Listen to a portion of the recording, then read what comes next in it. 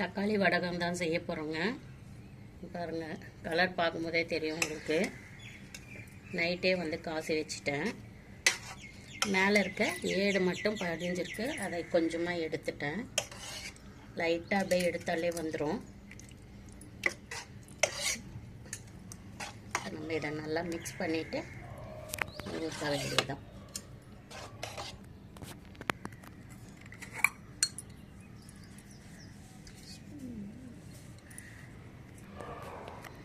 ரொம்ப வந்து கட்டியாக இருக்குது பாருங்கள், அல்வா மாதிரி.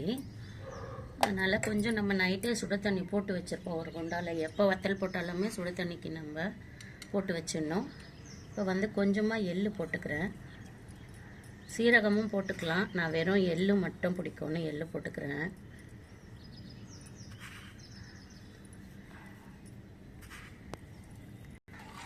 நல்லா மிக்ஸ் பண்ணிக்கலாம். கொஞ்சமாக தண்ணி ஊற்றிக்கலாம்.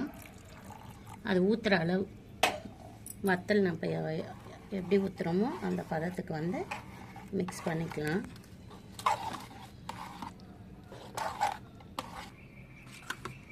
பாருங்கள், ஊற்றினா அப்படியே உடையாமல் நீட்டாக போது பாருங்கள். அந்த பதத்தில் இருந்தால் போதும். இப்போ நம்ம ஊற்றிக்கலாம். உங்களுக்கு எந்த சைஸ் வேணுமோ அந்த சைஸு ஊற்றிக்கலாம். துணியை வந்து நல்லா ஈரத்தில் நனைச்சி கொஞ்சம் புழிஞ்சு ஈரமாக இருக்கிற அளவு போட்டிருக்கேன்.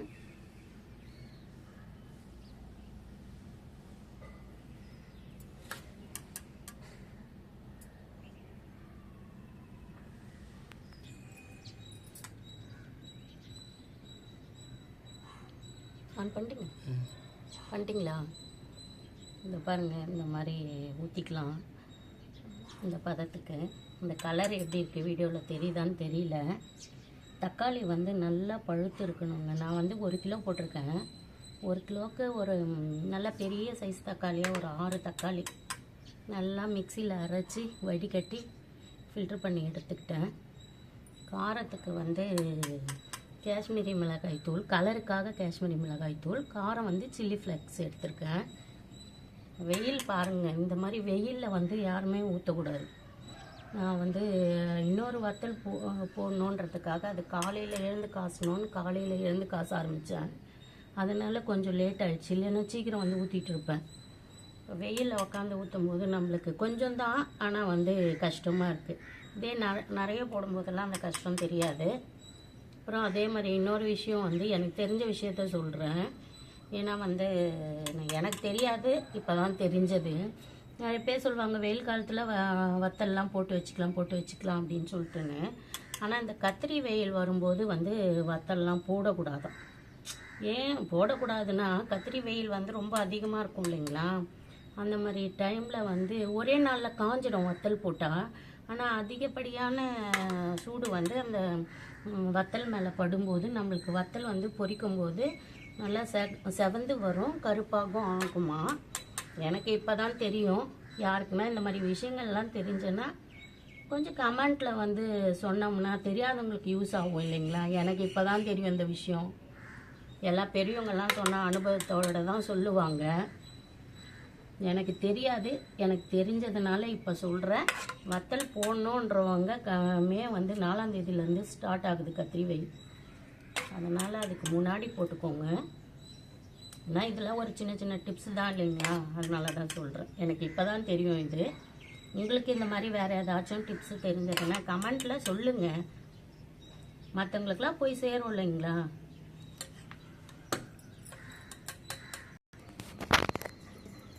பாருங்கள், 1 கிலோ தான் போட்டேன்.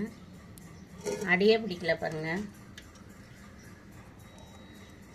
எப்போவுமே பாத்திரம் வந்து கொஞ்சம் கனமாக இருந்து கைவிடாமல் கலரிட்டே இருந்தோம்னா நிஜமாகவே அடி பிடிக்காதுங்க. நான் போட்ட வத்தல் எல்லா குண்டாவையும் நீங்கள் பார்த்துருப்பீங்க. கொஞ்சம் கூட அடி பிடிக்கல பாருங்கள்.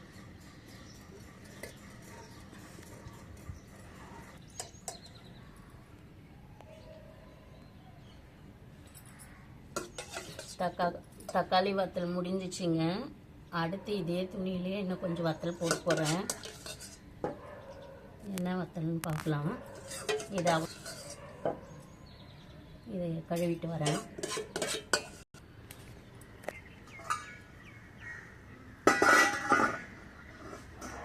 அடுத்து வந்து வெறும் ஜவ்வரிசி வந்து காசி வச்சுருக்கேங்க. நான் மாவு ஜவ்வரிசி தான் எடுத்திருக்கேன். சில பேர் வந்து நைலான் ஜவ்வரிசியும் எடுப்பாங்க. இது வந்து அவங்க பொண்ணு ரொம்ப நாளாக கேட்டுகிட்டே இருக்கா, கலர் வத்தல் வேணுமா, கலர் கலராக போடுமான்னு. தக்காளி வத்தல் வந்து எனக்காக போட்டேன். இதில் எந்த வித காரமும் இல்லைங்க, வெறும் ஜவ்வரிசி, உப்பு, பெருங்காயம் இதை மட்டும் போட்டு காசிருக்கேன். இதை வந்து 4 நம்ம பிரிச்சுட்டு 4 கலராக சேர்க்க போகிறேன். நான் வந்து ஃபுட் கலர் வச்சு தாங்க கலர் போடுறேன். நம்ம ஃபுட் கலர் வேணாம் அப்படின்னு நினச்சிங்கன்னா நீங்கள் வந்து தக்காளி, புதினா அந்த மாதிரி வந்து விழுதாக அரைச்சி எடுத்து கூட மிக்ஸ் பண்ணி நம்ம கலர் சேர்த்துக்கலாம். இப்போ வந்து நான் லாஸ்ட்டு இது முடியுது எல்லா வத்தலும் போட்டாச்சு. இது பாப்பாக்காக போடுறேன், கலராக வேணும்னு ஆசைப்பட்டாலேன்னு. அதனால் எனக்கு டைம் இல்லைன்னு கலர் மிக்ஸ் பண்ணிக்கிறேன். ஃபுட் கலர் தான் வாங்கியிருக்கேன். இதை கொஞ்சம் கொஞ்சமாக சேர்த்துக்கலாம். இது வந்து ஆரஞ்சு கலர். இது டப்பா வந்து எல்லோவில் இருக்குது, ஆனால் இதுவும் ஆரஞ்சாக இருக்குது. பார்க்கலாம் என்ன கலர் மிக்ஸ் ஆகுதுன்னு.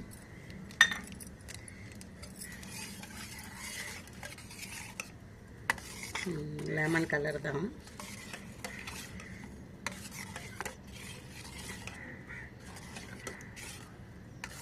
அடுத்த கலர் பார்க்கலாம். இது வந்து நான் இந்த 2 கலரும் மிக்ஸ் பண்ணியிருக்கேன், ஆரஞ்சும் லெமனும். டார்க் என்னங்க இது, மாம்பழம் கலரா? 2த்தையும் மிக்ஸ் பண்ணால் இந்த கலர் வந்துச்சு. அவன் 4 கலர் வேணும்னா 3 கலர் தான் கிடைச்சிது. சரி, கடைக்காரரே சொன்னாராம் நீங்கள் எல்லா கலரும் மிக்ஸ் பண்ணி ஒரு கலர் கொண்டு வந்துருங்கன்னு. நான் வந்து இது 2த்தையும் மிக்ஸ் பண்ணேன். இது பாருங்கள், இது ஆரஞ்சு, இது லெமனு. இது 2ம் மிக்ஸ் பண்ணேன்னா உங்களுக்கு நல்ல மாம்பழம் கலரில் வருது.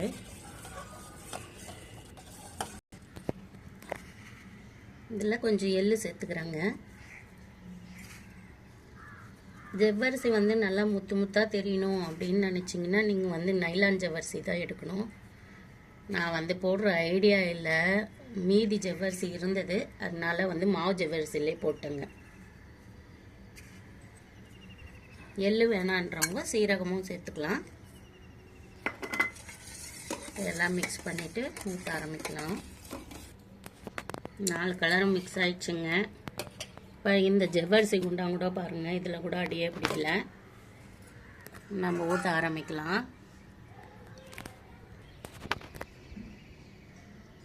ஃபஸ்ட்டு நான் வந்து மங்களகரமாக இருக்கட்டும்ன்றதுக்காக மஞ்சள் கலர்லேருந்து ஆரம்பிக்கிறேன். ஒரே துணியிலே வேலை முடியுன்றதுக்காக துணியில் போட்டேன். கவர் இருந்தால் தனித்தனியாக போடணும்,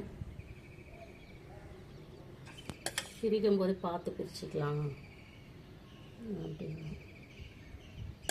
நான் இதுதான் ஃபஸ்ட் டைம் இந்த வத்தல் போடுறது, அதனால் எனக்கு தெரியல. மாவு ஜவ்வரிசிலேயே போட்டுட்டேன் நான். புதுசாக யாருன்னா போடுறவங்களா இருந்தீங்கன்னா நைலான் ஜவ்வரிசியில் போடுங்க, நல்லா முத்து முத்தாக கிடைக்கும் ஜவ்வரிசி நம்மளுக்கு.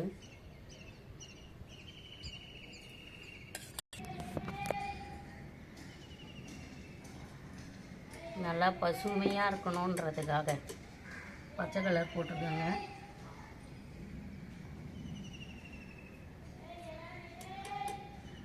இது எந்த அளவு வரும்ன்றது பொரிச்சு பார்த்து உங்களுக்கு காமிக்கிறாங்க.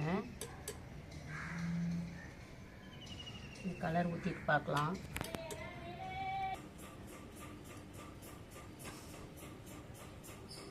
அடுத்து வந்து தேசிய கொடியில் இருக்கிற கலரு ஆரஞ்சு, அதனால ஆரஞ்சு ஊற்றிருக்கிறேன்.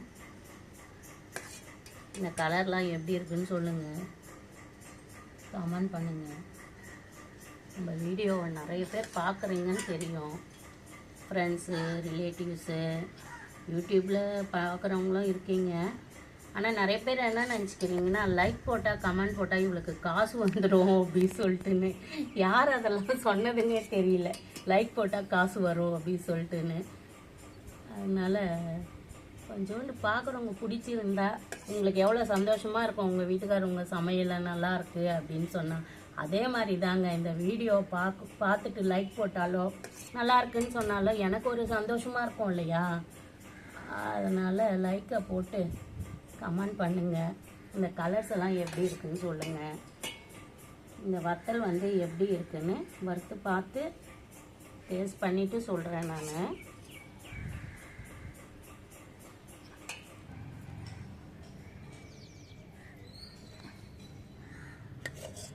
ஆன் பண்ணிட்டீங்க?